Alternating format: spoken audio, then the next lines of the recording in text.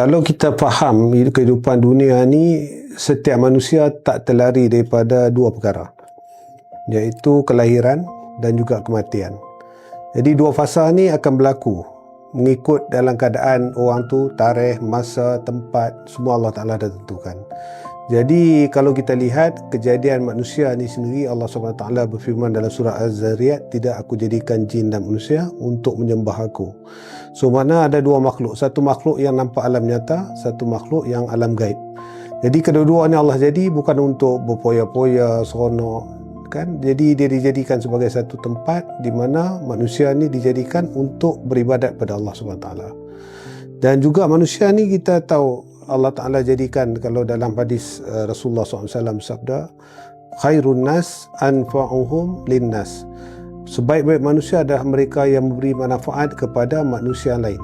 Jadi riwayat Ahmad. Jadi kita lihat, jika manusia itu dicipta pertama untuk patuh, kedua untuk memberi manfaat, mana itulah asal tujuan hidup. Jadi kalau kita lari kepada tujuan hidup kita, menjadikan dunia ini semata-mata tempat untuk kita rasa tak berpindah alam, kekal abadan abada kat dunia ni, itu silap. Jadi kita akan mengalami, dia kata, tekanan-tekanan demi tekanan kerana kita salah tafsir tujuan hidup kita. Itu tujuan pokok, tujuan utama.